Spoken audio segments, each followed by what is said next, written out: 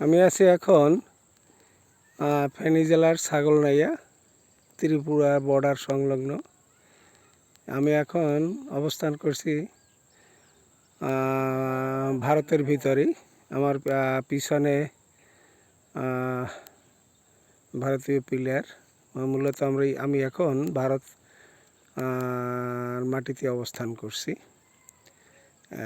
ওই যে দূরে একটা দেখা যাচ্ছে তাদের পর্যবেক্ষণ টাওয়ার, ওখান থেকেই তারা পর্যবেক্ষণ করে এবং তারা অবৈধ যাতায়াত নিয়ন্ত্রণ করে।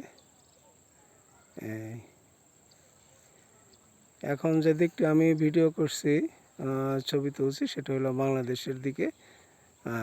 এটা হলো আমাদের বাংলাদেশ ফেনী জেলার অন্তর্ভুক্ত ছাগলনাইয়া ইউনিয়ন।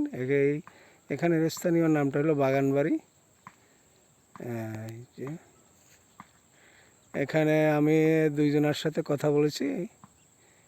এই যে দুইজন দেখতেছেন এখানে স্থানীয়, ওনাদের সাথে অনেক এখানে স্থানীয় যে অ্যাক্টিভিটিসগুলো আছে সেটা নিয়ে আমরা শেয়ার করেছি, ওনাদের কাছ থেকে অনেক জানতে পেরেছি।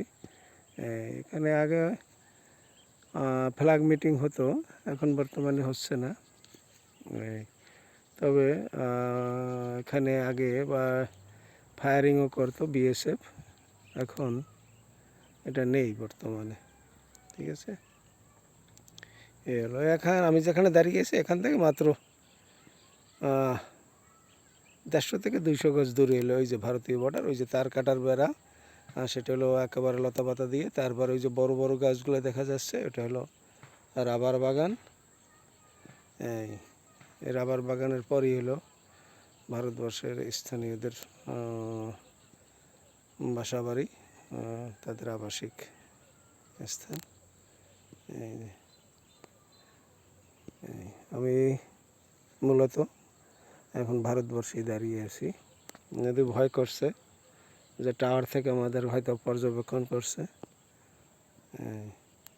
ফায়ারিং ঠায়ারিংয়ের একটু ভয় আছে, যদিও পরিস্থিতি ঘোলাটে। বর্তমানে উভয় দেশেরই থমথমে অবস্থা, সবাই জানি আমরা। ওকে, থ্যাংক ইউ, ভালো থাকেন সবাই। ভালো লাগলো। নিজ দেশের ভিতরেও ভারতবর্ষে ঢুকলাম অবৈধভাবে, যদিও এটা ঠিক না, জাস্ট কৌতূহলবশত। ওকে, থ্যাংক ইউ, সবাইকে ধন্যবাদ।